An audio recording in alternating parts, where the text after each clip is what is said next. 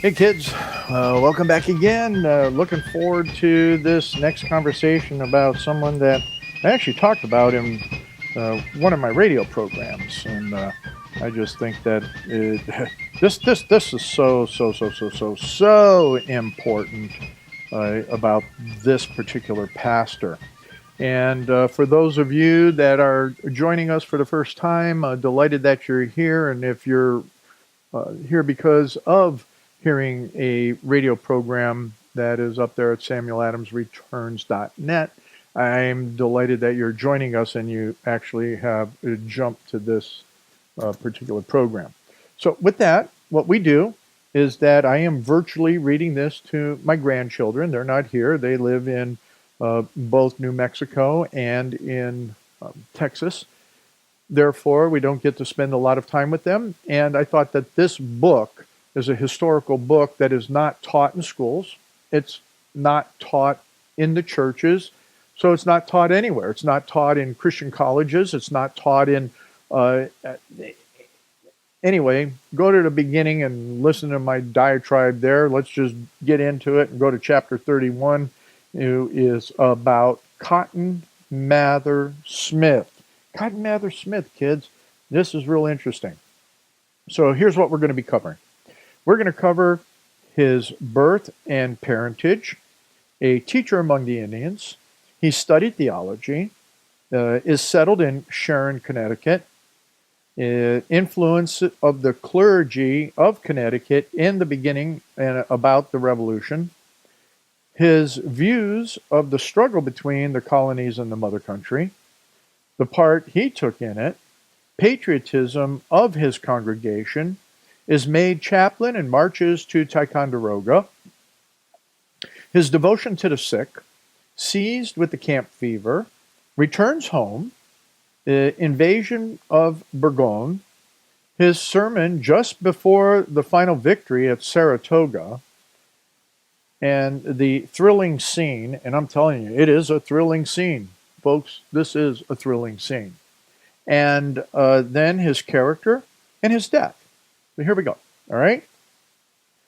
Cotton Mather Smith was born in Suffield, Connecticut, October 26, 1731.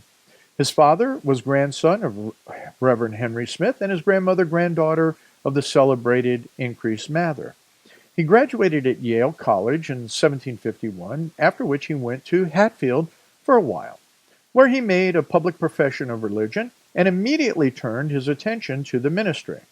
Before, however, he finished his course of theological studies, he accepted an invitation to take charge of a school among the Indians in Stockbridge, Massachusetts.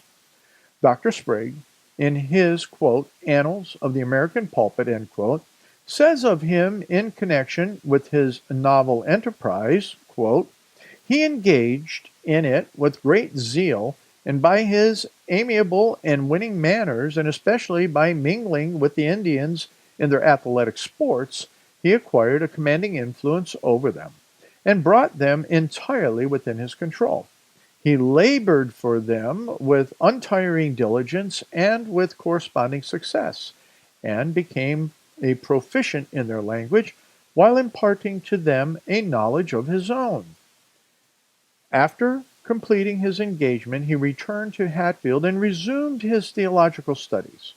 He was licensed to preach in 1753, and 2 years after settled over the church of Sharon, Connecticut, and continued its pastor through a long and useful life. A distinguished descendant of Reverend Mr. Smith, in furnishing me with the materials for this sketch, and again, this is a book by Mr. Headley that was written in 1860, 1864, I believe it was written. I don't know, go to the back in the beginning, but I just needed to make that note. So it's Mr. Headley that is the first person in some of this. That's what I was trying to say.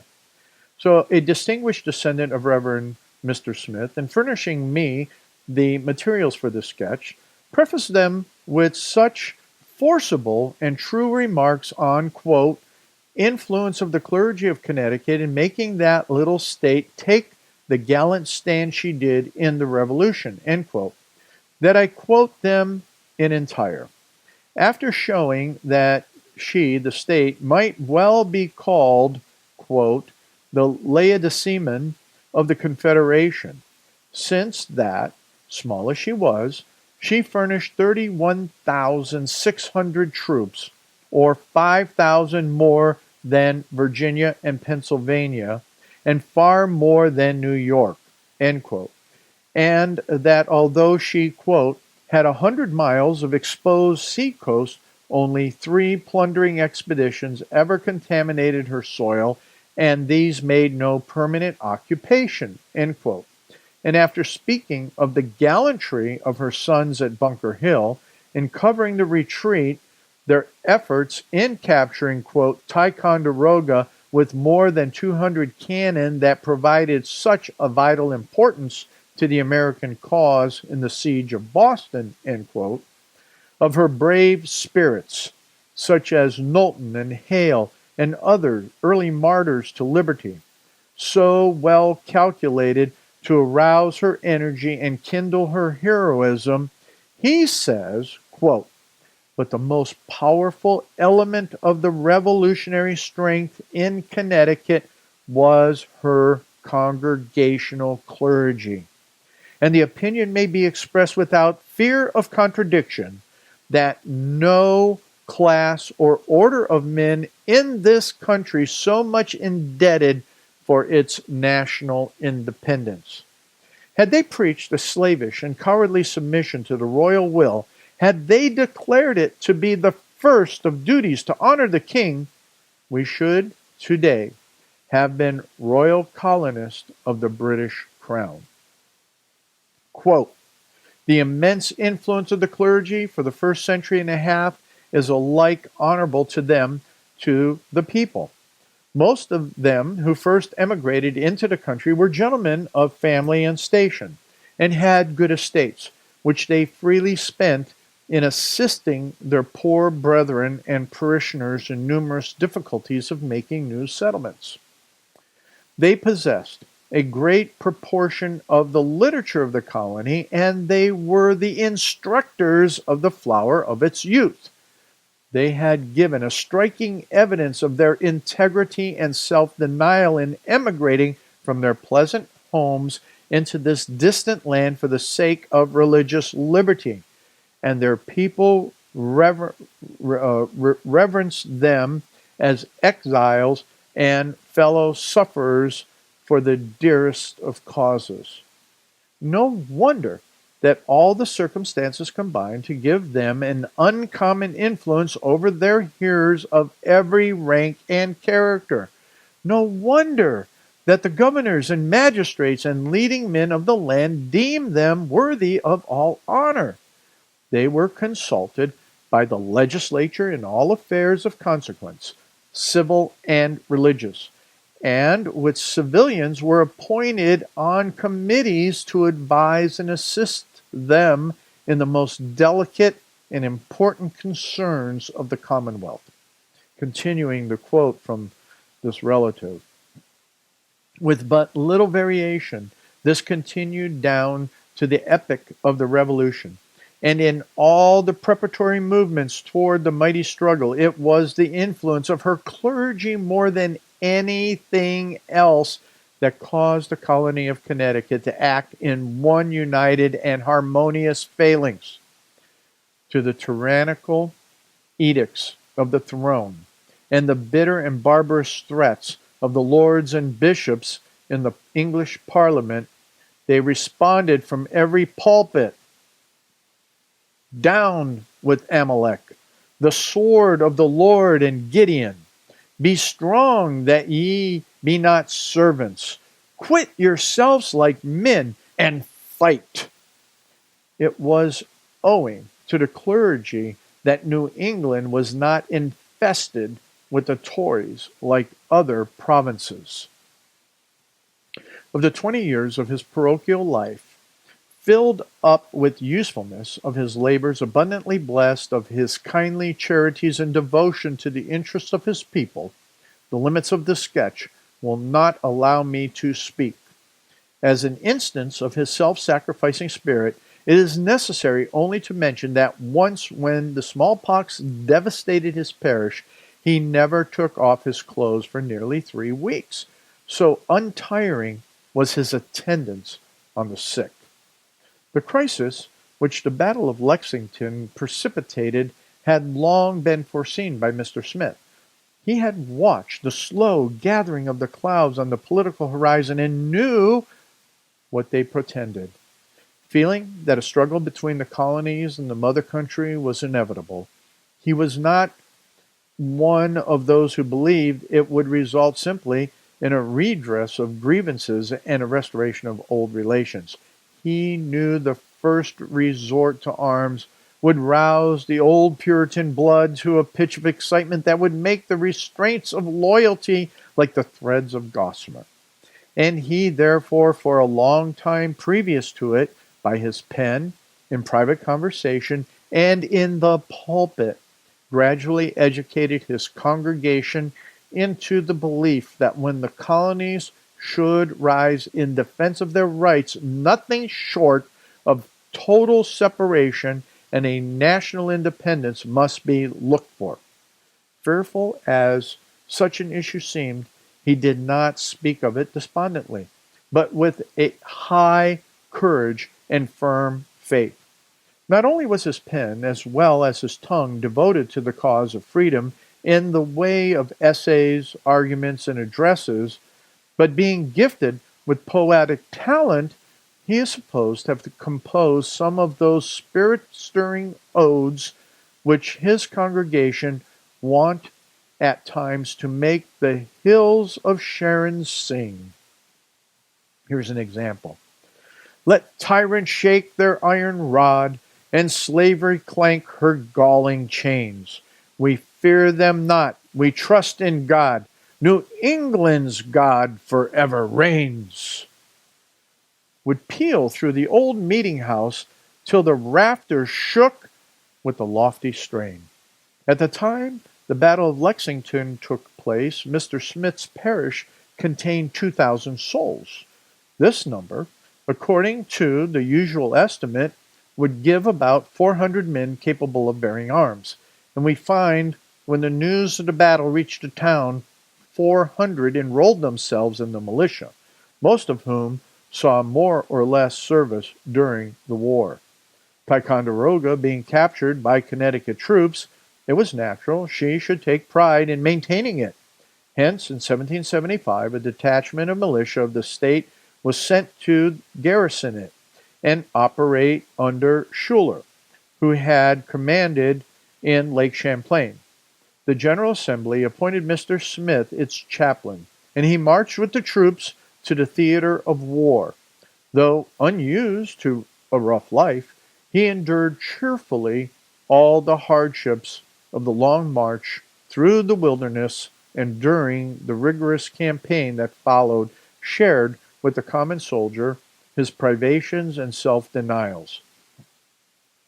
On the desolate shores of that forest-bound lake, he gave himself up to his work with the earnestness and untiring zeal that extorted the admiration of men and officers and won the lasting affection of General Schuyler. Preaching was but a small part of his labors.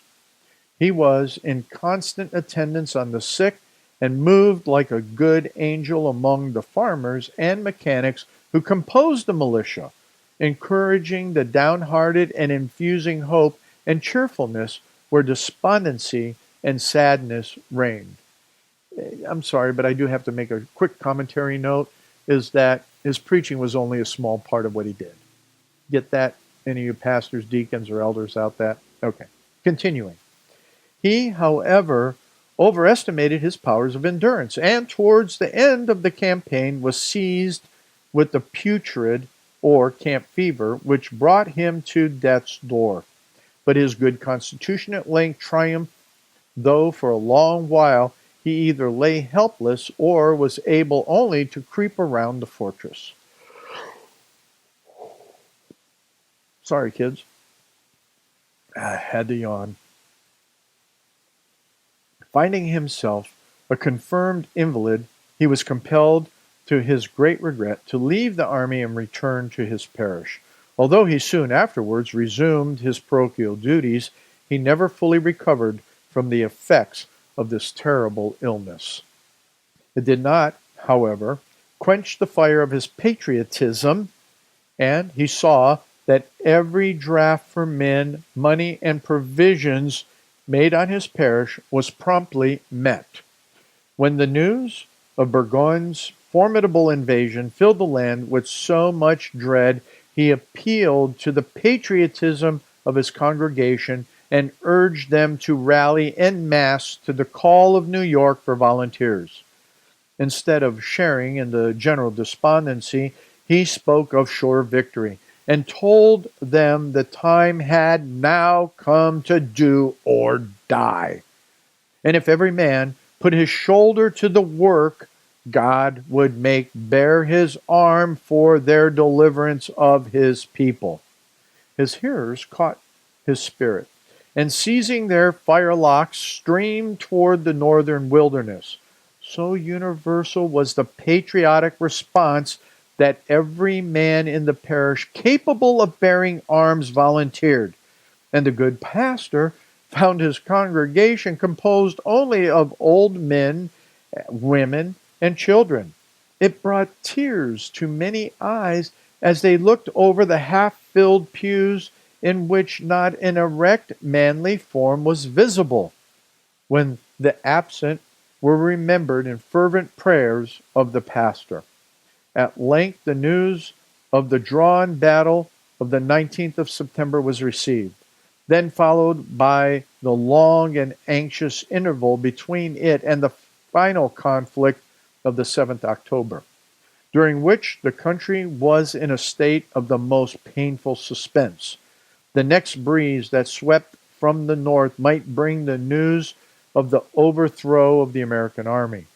The fears as to the final result were greatly increased by the knowledge that Sir Henry Clinton at New York was fitting out a formidable expedition to force the passage of the Hudson and effect a junction with Burgoyne in Albany. Should this succeed, the struggle to all human appearance would be over and the sun of liberty set. The summer, let me start that over. The summer vendured slowly changed to its autumnal tints, and October spread its dreamy atmosphere over the mountains and robbed the woods and fields with the untold glories of the dying year. Yet an ominous silence brooded over the north. The crisis still delayed, and the hours, so big with the fate of the colonies, dragged wearily on. Yet strong prayers ascended to the heavens daily and nightly for the untired farmers and mechanics who, in their homely apparel, were standing resolutely in the Briton's path. Nothing was thought of but the coming battle, and at the first dawn of the morning and in the last twilight of the evening, anxious eyes were strained along the road down which the messenger of good or evil tidings would come.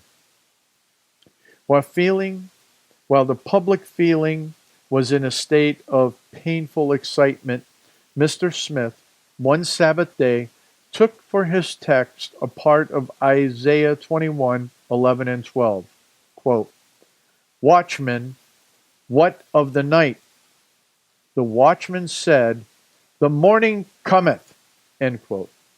The question in the first part of this passage had been the daily, almost hourly, mental inquiry for nearly a month of every one of that congregation, and hence its appropriateness was keenly felt.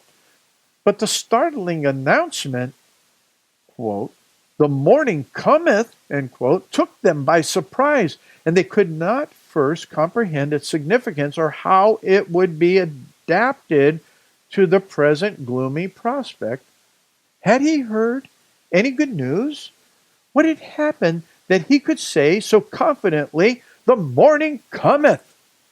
No, he had nothing new to tell them, only to proclaim over again his unshaken confidence in God's promises. He did not attempt to conceal or lessen the calamities that had befallen the country, nor deny that a fearful crisis was at hand. He acknowledged that, to human appearance, the clouds, and quote, the clouds and darkness were round about God's throne, end quote, but said that the eye of faith could pierce the gloom. The throne was there, though wrapped in the impenetrable darkness.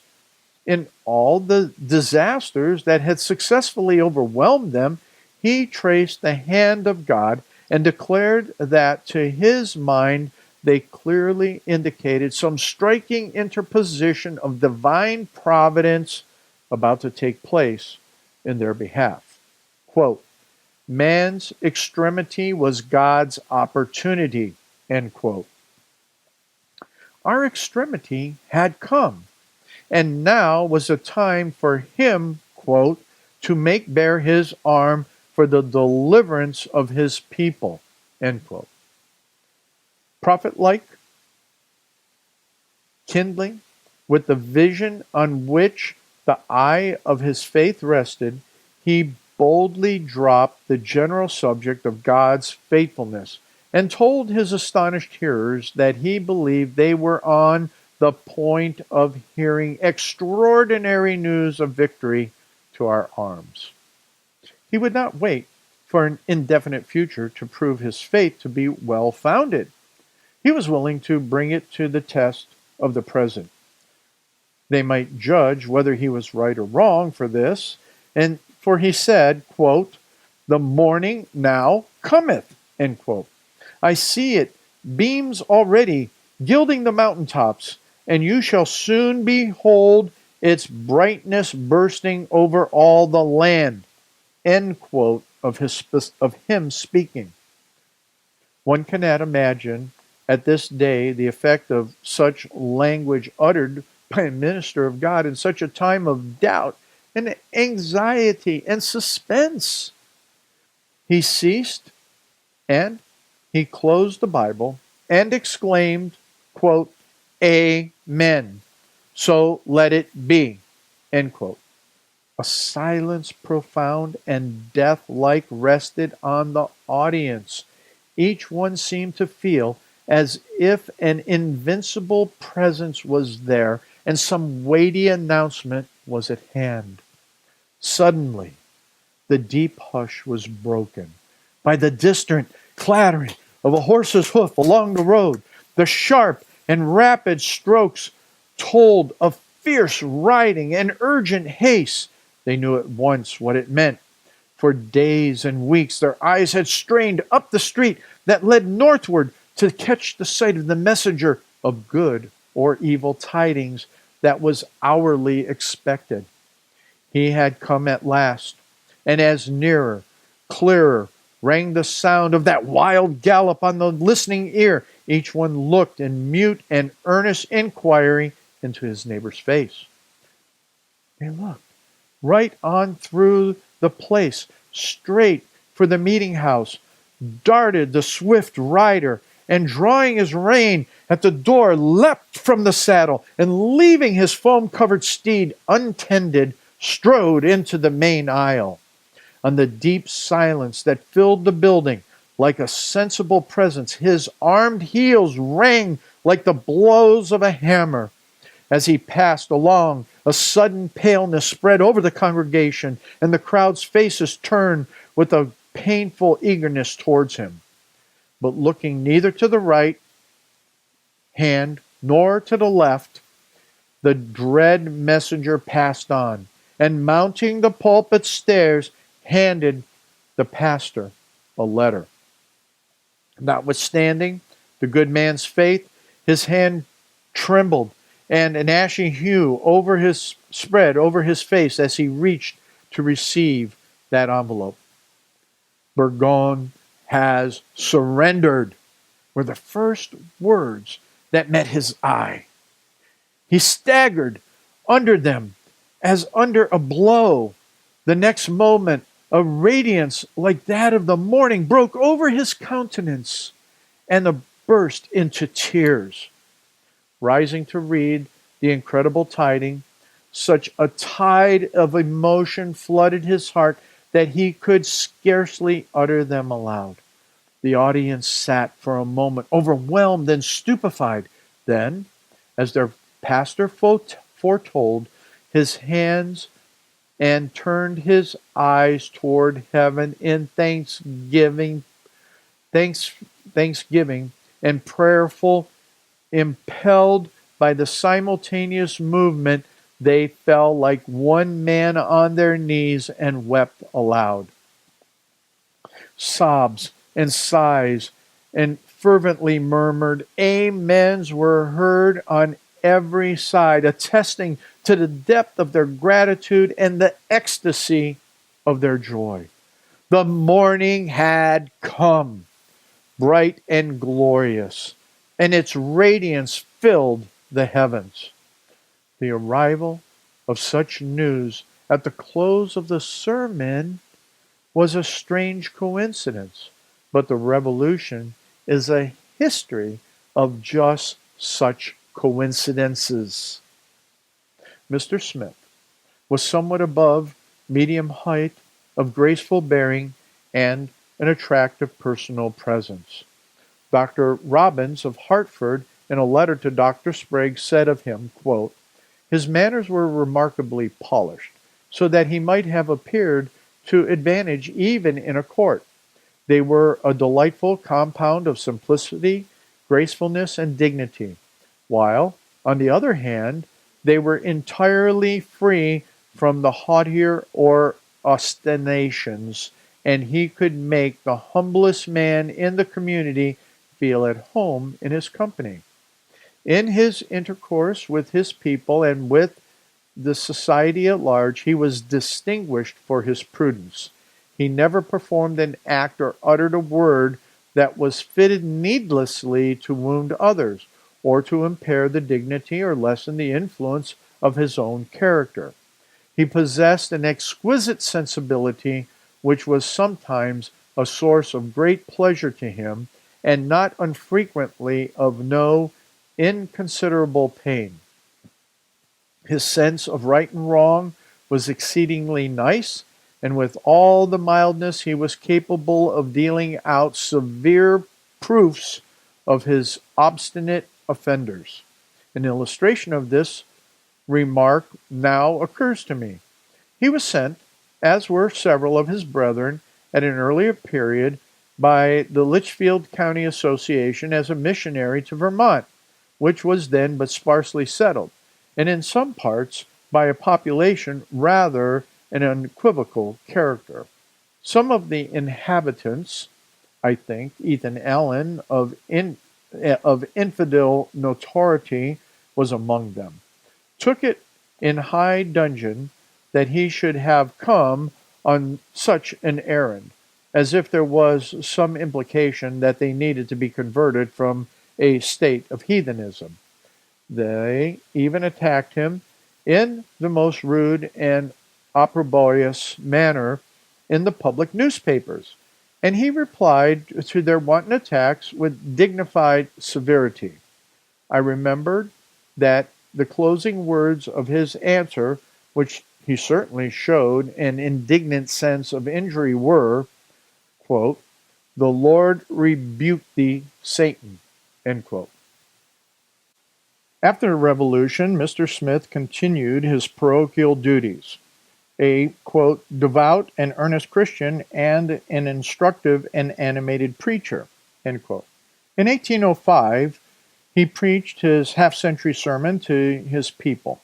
From the text, quote, "Lord, now lettest thou thy servant depart in peace, for mine eyes have seen thy salvation," end quote. In the sermon, he stated that during his ministry he had delivered, quote, "upwards of 4,000 public discourses and more than 1,500 on funeral and other special occasions," end quote. The next year he preached his last sermon, A disease which had been gradually undermining his constitution at length laid him prostrate. He, however, lingered on for several months, suffering at times the most excruciating torture, yet he bore all with the patience and calm resignation of a Christian martyr.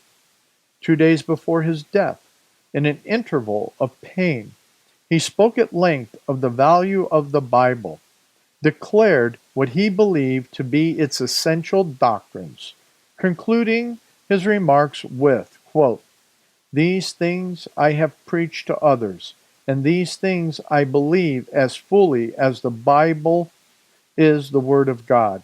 And this I believe as fully as that the Son of God was made manifest in the flesh.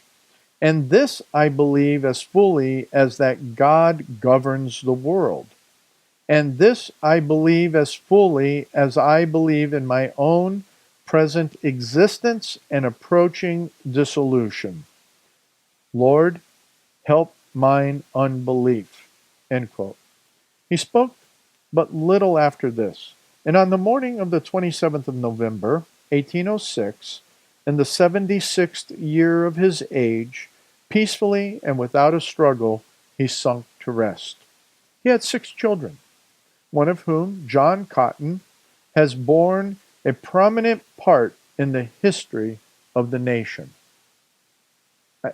Just amazing to see how this pastor maintained all that he concluded in his life on the truths of the Scripture, and that God rules everything, and that he was a patriot.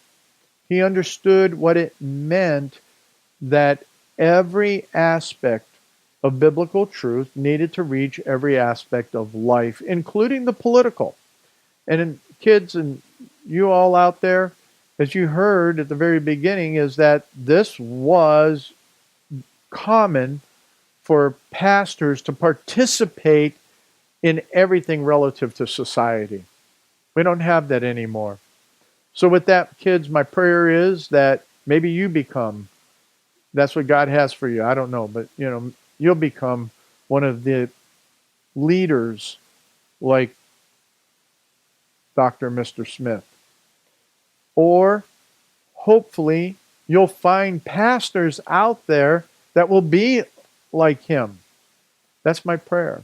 That once again the church and pastors return to the foundations such that we're reading in this book of J.T. Headley's The Chaplains and Clergy of the Revolution. Well, looking forward to the next chapter, which will be chapter 32, Judah Champion. See you all next time.